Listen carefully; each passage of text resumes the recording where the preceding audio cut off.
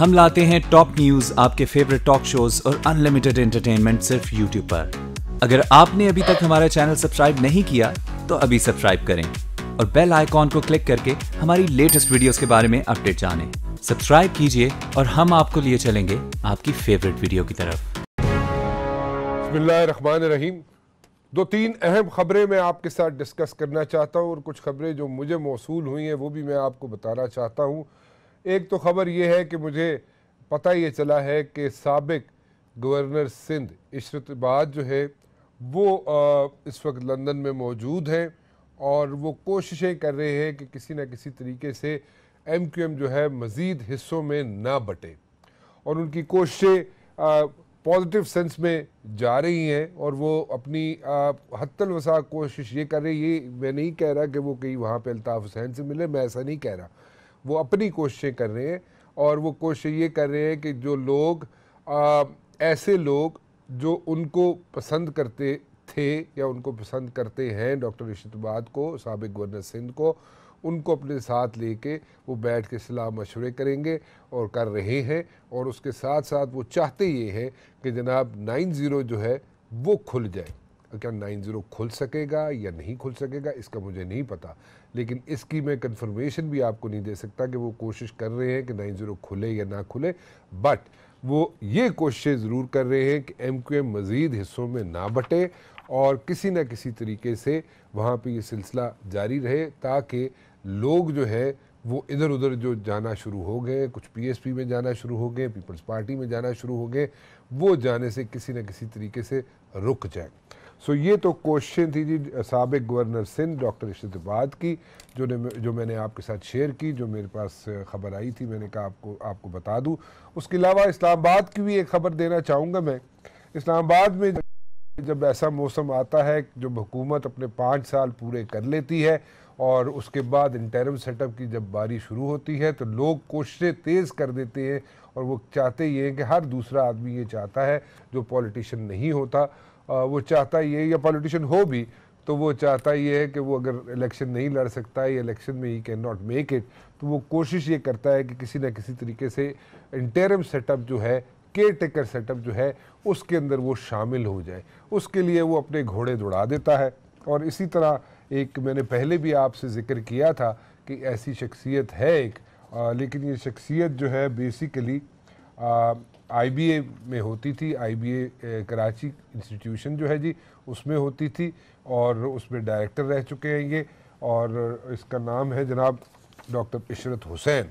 और डॉक्टर इशरत हुसैन जो है वो हर जगह, मैंने पहले भी आपसे ज़िक्र किया था, हर जगह बैठ के, हर महफिल में बैठ के आफ्टर 2-3 गिलास पानी पीने के बाद वो हमेशा ये जिक्र करते हैं जनाब कि वो next care taker prime minister बन रहे हैं। सो वो बन रहा है केयर टेकर प्राइम मिनिस्टर या नहीं बन रहा, ये तो एक मिसाल है। इस तरह कई लोग ऐसे हैं जो रात को प्राइम मिनिस्टर बन जाते हैं केयर टेकर और उनको और कहते भी ये हैं कि जनाब उन पे किसी न किसी का हाथ है। सो ये अब मिसाल इसलिए दी मैंने डॉक्टर इशरत हुसैन की कि इस किस्म के कई वाक़यात हो रहे हैं और होते चले जा रहे हैं और उस वक्त तक होते रहेंगे जब तक कोई केयर टेकर प्राइम मिनिस्टर नहीं आएगा। सो इस किस्म के जो होते हैं कैरेक्टर्स, आई वुड से, जैसे कि डॉक्टर इशरत हुसैन जैसा कैरेक्टर है, इस किस्म के कैरेक्टर बहुत से पाए जाते हैं इस्लामाबाद में। और रात को तो ख़ास तौर पे वो प्राइम मिनिस्टर बन चुके होते हैं केयर टेकर और उन्होंने ओथ भी उठा लिया होता है और अपनी कैबिनेट भी बताना शुरू कर देते हैं और अपना बताना ये भी शुरू कर देते हैं जनाब कि कितने अरसे के लिए वो लोग बन रहे हैं। सो एक दो चीज़ें थी जो मैंने कहा आपके साथ मैं शेयर कर लूँ। एक ख़बर जो कि चलती आई उसको क्लैरिफाई भी किया DG ISPR ने और मैं उसका क्लिप भी आपको दिखाना चाहूँगा। That is about chief minister Punjab Shahbaz Sharif साहब। और वो ये कहा जा रहा था कि पिछले 72 घंटों में वो चीफ ऑफ आर्मी स्टाफ से मिले हैं और 2 मरतबा मिले हैं। सो उसकी जो क्लैरिफिकेशन आई वो ज़रा सुन लीजिए और फिर मैं आगे लेके चलूँगा सारे मसले को। मीडिया पे खबर चलनी शुरू हुई कि आर्मी चीफ के साथ 72 घंटे में 2 दफ़ा चीफ मिनिस्टर पंजाब की मुलाकात हुई है और छुप के हुई है और शायद कोई NRO हो रहा है। तो उस तनाजुर में आई हैड टू क्लैरिफाई कि अगर आर्मी चीफ ने मिलना होगा और जो मुलाकातें होती हैं और चीफ मिनिस्टर पंजाब से उनकी टेलीफोन पे बात हुई, तो he is chief minister of A province, बाकी चीफ मिनिस्टर भी हैं, तो उसमें तो कोई ऐसा इशू नहीं है।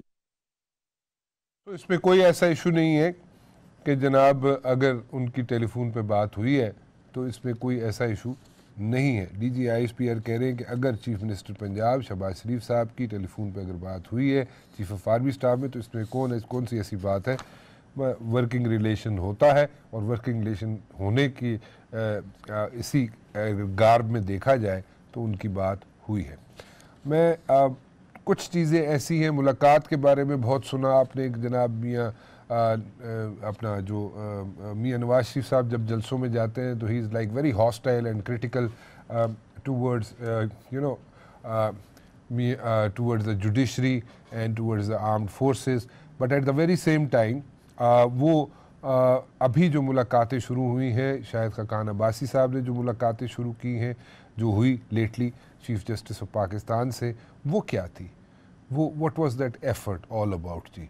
वो उसमें क्या डिस्कस किया गया वो तो मेरे ख्याल में आ जाएगा सामने, लेकिन अभी शायद अथेंटिसिटी से वो चीज़ें हम सामने ना ला सके। कम से कम मैं नहीं लाना चाहता वो चीज़ें, जब तक मुझे उसकी कोई चीज़ अथेंटिसिटी ना हो मैं उस वक्त तक नहीं लाना चाहता। लेकिन एक मूव थी, उस मूव का क्या मतलब था?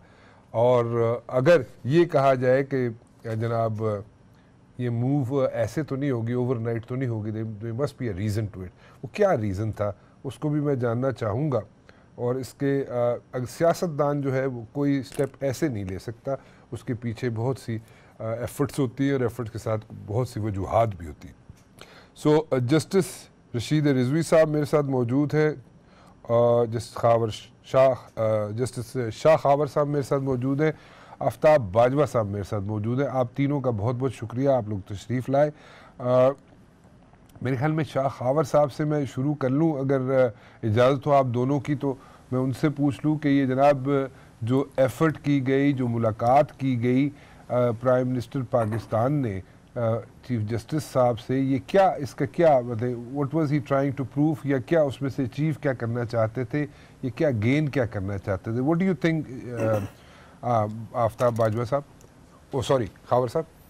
जी राना साहब, बात ये है कि ये जो मुलाकात प्राइम मिनिस्टर ऑफ पाकिस्तान और चीफ जस्टिस के दरमियान हुई, ये थोड़ी सी ज़रूर है, लेकिन इस पे एज सच कोई पाबंदी भी नहीं है। वैसे तो do you agree with the timings? हाँ, टाइमिंग पे मैं बात करता हूँ कि उसके क्या जो है स्पेकुलेशंस हो सकते हैं, क्या उसके रिपरकशंस उसमें। मैं समझता हूँ कि वैसे तो जो अदलिया और एग्जीक्यूटिव के दरमियान जो राब्ता होता है वो हमेशा कायम रहता है, और उसका जो ब्रिज होते हैं वो अटॉर्नी जनरल फॉर पाकिस्तान होते हैं। जी बिल्कुल ठीक है, उन्हीं के थ्रू हुई, और उन्हीं के थ्रू हुई। वैसे तो बहुत सारी चीज़ें ऐसी हैं, अगर जो गवर्नमेंट और अदलिया के दरमियान कम्युनिकेशन होना है तो उसमें सबसे बेस्ट पर्सन जो है वो अटॉर्नी जनरल होता है। और वो चूँकि अटॉर्नी जनरल एक ऐसा ऑफिस है कि जो न सिर्फ फेडरेशन ऑफ पाकिस्तान को रिप्रेजेंट करता है सुपीरियर कोर्ट्स में, उसके साथ साथ उनका अदलिया के साथ भी बड़ा क्लोज इंटरेक्शन होता है और उनकी मुलाकातें होती रहती हैं। You know, why these eyebrows were raised? Because you know prime minister खुद भी जुडिशरी के फैसले को क्रिटिसाइज करते रहे, and at the very same time वो कहते रहे कि जनाब प्राइम मिनिस्टर जो है मियां नवाज शरीफ साहब, ये मैं तो कुछ भी नहीं है। देखिए, तो वो भी क्रिटिसाइज करते रहे, एंड देन सडनली उस तनाज़ुर में अगर देखा जाए तो मैं समझता हूँ कि जो एक ओवरडूइंग हो रही थी गवर्नमेंट के पार्ट के ऊपर, even prime minister of Pakistan You think so ओवरडूइंग हो रही थी? ऑफ कोर्स हो रही थी। उसकी वजह ये है कि chief executive of the country जो प्राइम मिनिस्टर होते हैं वो इस तरह अदलिया को या अदालत आलिया या उज़्मा के जजेस को इस तरह हरफ तनकीद का निशाना पब्लिकली नहीं बनाते। एक मिनट यहीं पर जो कि वो बनाते रहे। एक मिनट जी, इधर ही रुकिएगा। सो आपका कहने का मतलब ये है कि अगर प्राइम मिनिस्टर और चीफ एग्जीक्यूटिव जो है वो इस किस्म की उन्होंने जुमले अदा किए थे चीफ जस्टिस साहब के बारे में या उनके फ़ैसलों के बारे में या जुडिशरी के फ़ैसलों के बारे में, तो वो उन्होंने गलत मूव थी उनकी, तो वो माफ़ी मांगने गए सर? फिर देखिए, मैं समझता हूँ कि या तो वो ये ज़रूर हो सकता है क्या, क्योंकि एक माफ़ी मांगने गए थे अपने आप अपनी पोजीशन वाजे करने के लिए, और क्या आप उसको ये समझ सकते हैं स्टेटमेंट सामने दी थी उसमें। लेकिन उसमें देखना ये है कि चले अगर उनकी इंटेंशन ये थी कि एक डिस्कशन जारी थी कि एग्जीक्यूटिव में और जुडिशरी के अंदर जो है वो इख्तलाफात मौजूद हैं, एक दूसरे के ख़िलाफ़ रिजर्वेशंस मौजूद हैं, अगर उनकी इंटेंशन ये थी कि उस सिचुएशन को डिफ्यूज करने के लिए उन्होंने खुद कॉल ऑन किया to the chief justice of Pakistan और जिसको उन्होंने रिसीव भी किया, तो उसके बाद मैं आपको ये बताऊं कि वो कहते हैं ना कि action speak louder than words.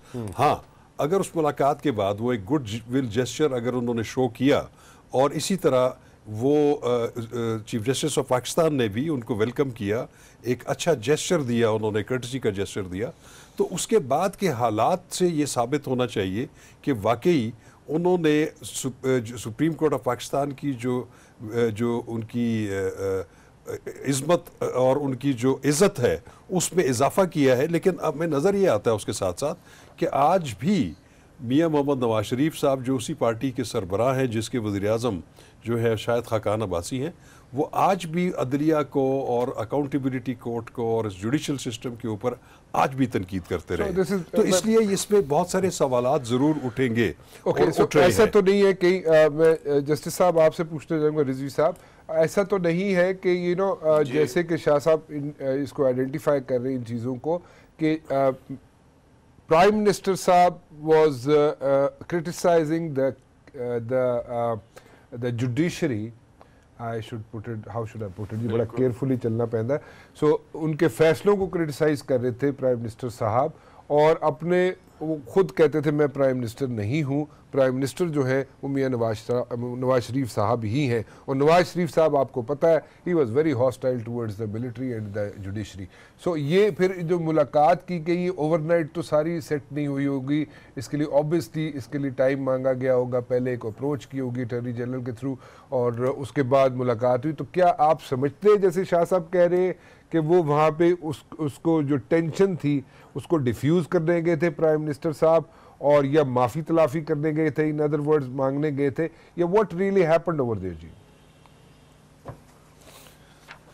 देखिए, ये कहना राना साहब की जुडिशरी में और गवर्नमेंट में कोई टेंशन है, बज़ाहिर तो ऐसा कोई सामने नज़र नहीं आता है। सुप्रीम कोर्ट ज़रूर इस वक्त एक्सेसिव जुडिशल एडवेंचरिज्म में इन्वॉल्व है, लेकिन टेंशन की बात कहने से मैं नहीं समझता हूँ। ये जैसे शाह साहब ने पहले कहा था कि ये टाइम प्रॉपर नहीं है, अगर आप इसे एक कॉमन मैन की तरह से देखेंगे कि अब क्या डिफ़िकल्टी है इस वक्त जुडिशरी के लिए। जुडिशरी जिस तेज़ी से सो मोटो और ह्यूमन राइट केसेस में एक्शन ले रही थी और आवाम को रिलीफ दे रही थी, जो फेडरल और प्रोविंशियल गवर्नमेंट से उन्हें मिलना था, दीगर एडमिनिस्ट्रेटिव इदारों से मिलना था, नहीं मिल रहा था, वो उसमें अगर ज़रा सी भी स्पीड में कमी आती है तो आम आदमी का व्यू ये बनेगा कि जी मुकमुका हो गया, जी मुकमुका हो गया, और ये जुडिशरी के रेपो पे बड़ा एडवर्स इफेक्ट आएगा। मैं समझता हूँ चीफ साहब को इस मीटिंग को अवॉइड करना था, और कोई ग्रीवांस था तो अटॉर्नी जनरल चीफ साहब के चैम्बर में कह सकते थे, कन्वे कर सकते थे कि जी गवर्नमेंट को ये ग्रीवांस है, ये ऑब्जेक्शन है, ये है। लेकिन इस तरह से हिडन एजेंडे पे मीटिंग जो है वो यकीनन आईब्रोज तो उठेंगे इस पे।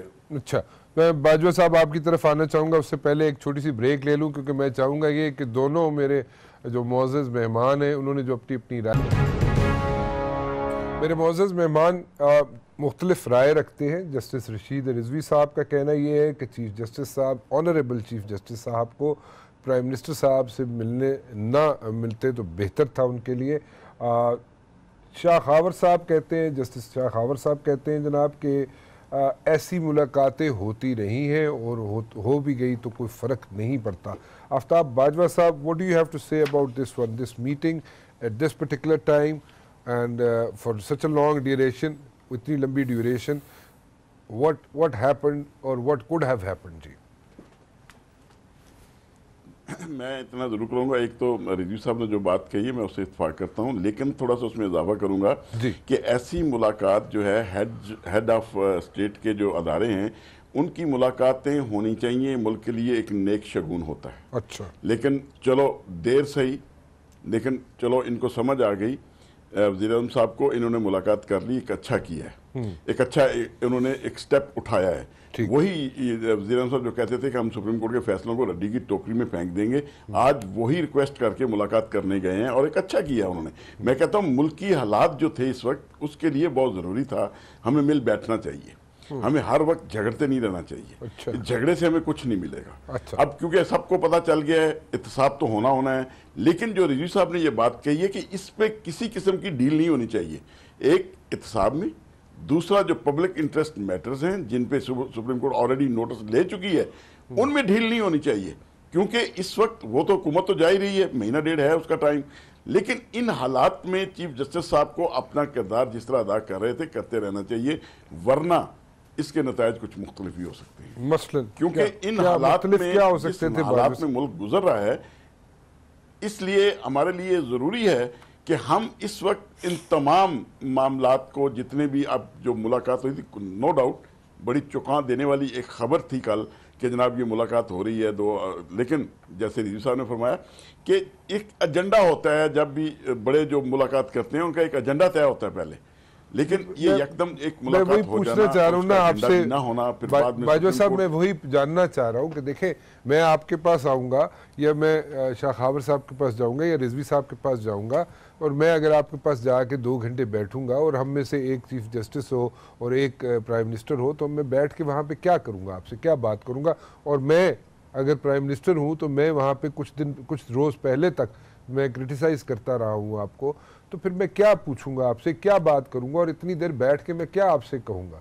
और ऊपर से अगर ये भी देख लें आप कि कुछ फैसले शायद आने वाले हैं मियाँ साहब के, और उनके फैसले भी आने वाले हैं, कुछ टेन्योर भी ख़त्म होने वाला है, कोई केयर टेकर सेटअप भी बनने वाला है, 2 फेडरल मिनिस्टर्स जो है वो लाइन में लगे हुए हैं, उन पे भी केसेस चल रहे हैं। So there so many things happening. So मैं आपके साथ बैठ के क्या बात करूँगा, मैं शाह साहब के पास बैठ के क्या बात करूँगा 2 घंटे, आप रिजवी साहब के पास बैठ के क्या बात करूँगा 2 घंटे, मुझे उसका कुछ तो होगा। या फिर मैंने अगर रिक्वेस्ट भेजी आपको, अगर आप चीफ जस्टिस हैं तो मैं आपको रिक्वेस्ट भेजी होगी, नहीं सर ये 1 2 3 में एजेंडा है, मेरे पॉइंट्स हैं, इसको मैं डिस्कशन करना चाहता हूँ, इस पे मैं बात करना चाहता हूँ आपसे। व्हाट हैपेंड रिजवी साहब, can you come up with this something? जी, मैं राना साहब बिल्कुल आपकी बात से इत्तेफाक करूंगा कि होना तो यही चाहिए था कि एजेंडा डिक्लेयर करते कि जी ये 3, ये 5, ये 7 पॉइंट पे डिस्कशन हुआ, और उसके बाद फिर पब्लिक को ब्रीफ करते कि जी प्राइम मिनिस्टर का ये व्यू था, चीफ साहब ने ये कहा, तो एक ट्रस्ट डेवलप होता इंस्टीट्यूशंस में अवाम का कि जी ये बात हुई है पब्लिकली। अब जैसे आपके जहन में जो सवालात हैं वो इस कौम के 90% लोगों के जहन में यही सवाल है कि क्या बात हुई है 2 घंटे, क्या मसला हल हुआ है, क्या हो रहा है, क्या नहीं हो रहा है। और ये इस किस्म के डाउट्स जो हैं वो कॉन्फिडेंस को और ट्रस्ट को जो इंस्टीट्यूशंस में है लोगों का शेक करते हैं। बेहतर तो यही था कि एजेंडा ये बता देते कि 2 घंटे में ये 3 पॉइंट्स पे बात हुई है, प्राइम मिनिस्टर साहब की ये व्यू था, चीफ साहब का ये व्यू था, और ये तय हुआ है। सही। तो एक वो मैं समझता हूँ वो ट्रस्ट डेवलपमेंट का प्रोसेस जरूर होता। ये खामोशी है कि जो हिडन एजेंडे पे बात हुई है, ये बड़ा लोगों के जहनों में एक बहुत बड़ा क्वेश्चन मार्क है। जी सही है। शाह खावर साहब, डोंट यू थिंक कि ऐसा जैसे रिजवी साहब भी कह रहे हैं, अगर इन चीज़ों को क्लैरिफाई कर दिया जाता है, क्योंकि अब थोड़ा सा जो ना पहले आप कहते रहे कि पहले भी मुलाकातें होती रही हैं, पहले भी वज़ीर आज़म मिलते रहे, जैसे यूसुफ रज़ा गिलानी साहब से मुलाकात हुई थी इफ्तिखार चौधरी साहब की, और मुझे I still remember those words जो बाइट चले थे टीवी पे, और उसमें साबिक चीफ जस्टिस इफ्तिखार चौधरी साहब ने यूसुफ रज़ा गिलानी साहब को कहा था कि आपने क्यों तकलीफ़ की, मुझे बुला लिया होता। ठीक है, सो मतलब वो ठीक है, मैं वर्किंग रिलेशन पे मैं बात नहीं कर रहा, वर्किंग रिलेशन होने चाहिए, वो दैट सेपरेट। लेकिन ऐसे भी तो हो सकता है एक मूव चलाई गई हो कि चीफ जस्टिस साहब जो है वो हर चीज़ को मतलब कि वो ठीक करने के चक्कर में है कि हर चीज़ ठीक हो जाए, चाहे अस्पताल ठीक हो जाए, जुडिशल सिस्टम ठीक हो जाए, ये ठीक हो जाए, वो ठीक हो जाए। सो जो उनके पास छोटा सा टेन्योर रह गया, छोटा सा वक्त रह गया, थोड़ा सा वक्त रह गया, चीफ जस्टिस साहब हर चीज़ को ठीक करते जा रहे, पॉपुलर होते जा रहे। तो सियासतदान का एक माइंडसेट भी होता है ना कि ये इन्हू थोड़ा जा इस तरह कर देने कि मुलाकात कर लेने ताकि एक नवी कंट्रोवर्सी स्टार्ट हो जाए। ये मूव तो नहीं थी। देखिए, जैसे आपने जिक्र किया इससे पहले, जैसे यूसुफ रजा गिलानी साहब खुद चले गए थे, वो एक तकरीब हो रही थी, हमारे एक मुअज़्ज़ज़ जज साहब रिटायर हो रहे थे। बिल्कुल जी, बिल्कुल। और उसमें भी एक थोड़ी सी एक टेंशन हुई थी, क्योंकि सुप्रीम जुडिशल काउंसिल ने उस वक्त जो है एक मुअज़्ज़ज़ जज साहब को बतौर एड हॉक जज बनाने की समरी मूव की हुई थी, जिसपे गवर्नमेंट रेजिस्ट कर रही थी। तो एक थोड़ी सी ऐसी कैफियत मौजूद थी।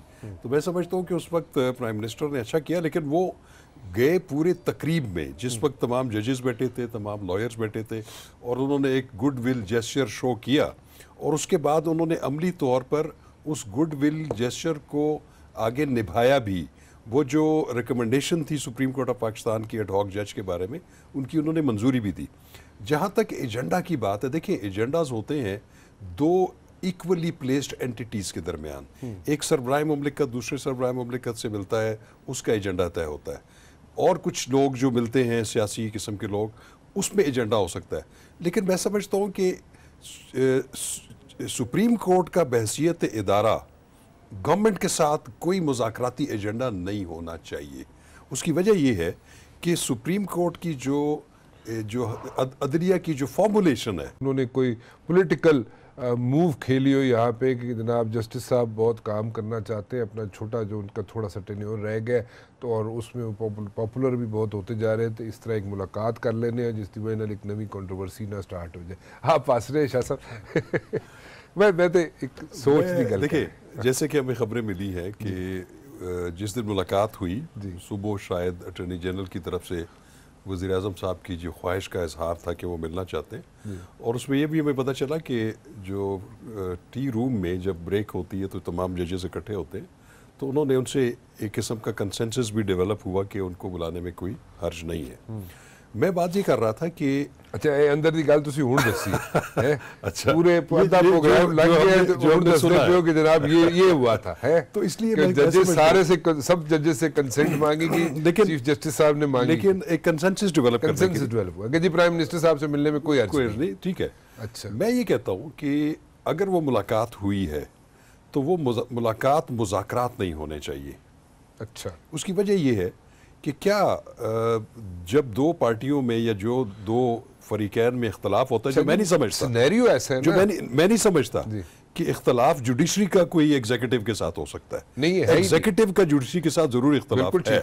बिल्कुल ऐसे ये सिचुएशन है। ऐसे ही मैं ये कहता हूँ कि ऐसा नहीं हो सकता है कि अगर कोई दो एंटिटीज़ आपस में एडवर्सरीज हों, वो एक टेबल पे आ जाती हैं, उसमें कुछ लेन देन होता है, कुछ गिव एंड टेक होता है, कोई आप थोड़े से फ्रंट फुट से पीछे हट जाते हैं, वो हट जाते हैं। मैं समझता हूँ कि ये तासुर गलत है। उसकी वजह यह है कि जो प्रेस रिलीज जारी हुई सुप्रीम कोर्ट ऑफ पाकिस्तान की तरफ से, उसमें इस बात को बिल्कुल वाज़ेह तौर पर रीट्रेट किया गया कि चीफ जस्टिस पाकिस्तान ने प्राइम मिनिस्टर पाकिस्तान को ये बिल्कुल वाज़ेह किया कि सुप्रीम कोर्ट के जो आईनी जिम्मेदारियां हैं वो तो उनको निभाती रहेंगी। ठीक है। तो इसलिए मैं समझता हूँ कि ऐसी मुलाकात में, जो मुझे नहीं पता कि वो क्या है, हमें किसी को भी नहीं पता, लेकिन वो इस नौयत की होनी चाहिए कि जुडिशल रिफॉर्म्स कैसे हों, हम किस तरीके से अदलिया के जो है चलिए अब आप ज़्यादा बेहतर बनाया जा सके। बोलनी शुरू कर दिए, बीच में आपने एक खबर दी है, उसके बाद आप फिर डी ट्रैक हो गए, प्रेस रिलीज की तरफ चले गए। मैं ये कहता हूं बाजवा साहब के पास जा रहा हूं। मैं इसको बाजवा साहब के पास जा रहा हूं, आपने गड़बड़ शुरू कर दी। नहीं, इस तासुर को मैं मिटाने की कोशिश करूंगा।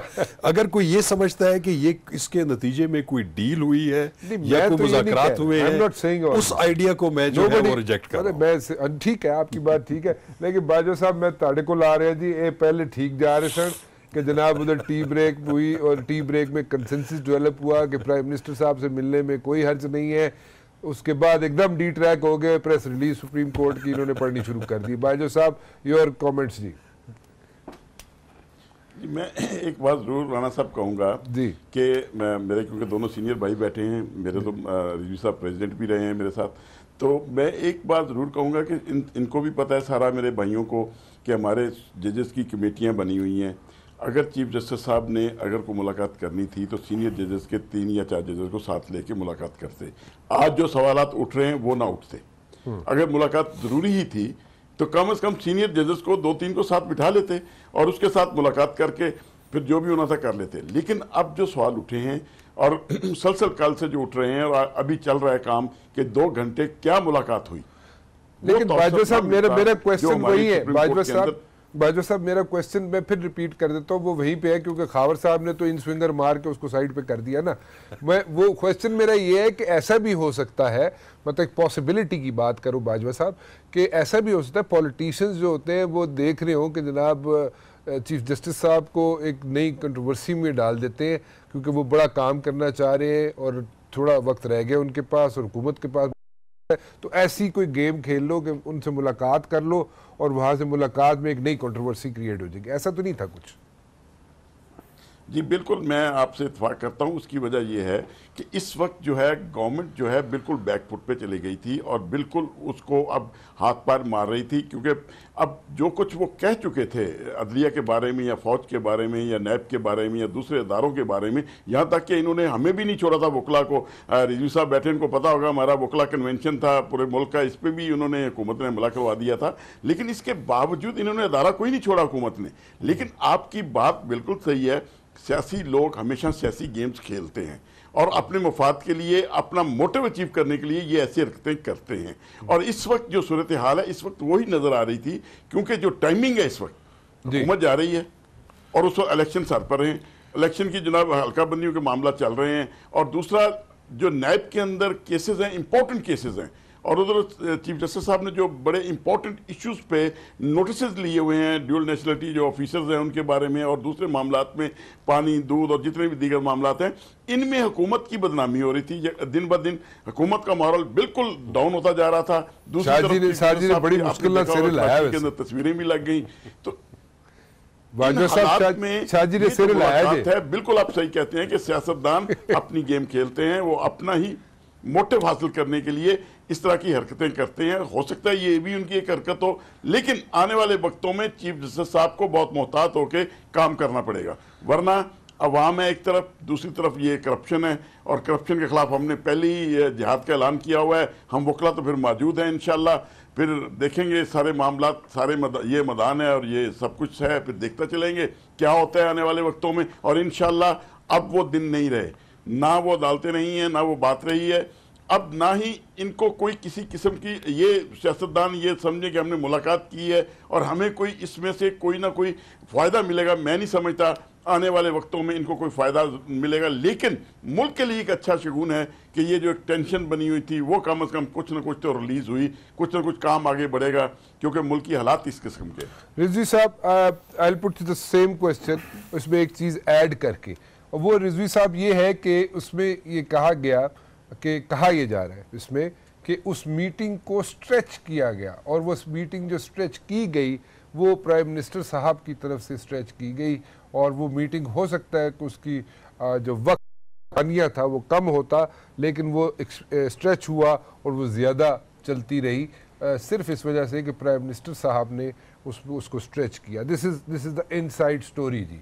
सो ये फिर जो मैं जो सवाल कर रहा हूँ कि जनाब ये हो सकता है कि as a politician they pulled a fast one on the Chief Justice साहब, Honorable Chief Justice साहब, ऐसा हो सकता है? फिर आपका क्या ख्याल है? देखें, जितना मैं और बाजवा साहब जानते हैं चीफ साहब को, हम लोगों ने 1 साल उनके साथ गुजारा है, वो जल्दी किसी नतीजे पे नहीं पहुंचते हैं, और हम लोग जब जाते थे तो पूरी बात सुनना, हर मसले का डिस्कशन करना, और हम एजेंडे के साथ हमेशा जाते थे। और मैं आपको बताऊं, जब मुल्तान का हंगामा हुआ था, क्राइसिस हुआ था, मैं मुल्तान का था, बाजवा साहब भी थे, डेलीगेशन लेके गए, वो उनके साथ 2-2.5 घंटे बैठे रहे और हर एक की एक बात उन्होंने सुनी है और सेटिस्फाई किया है।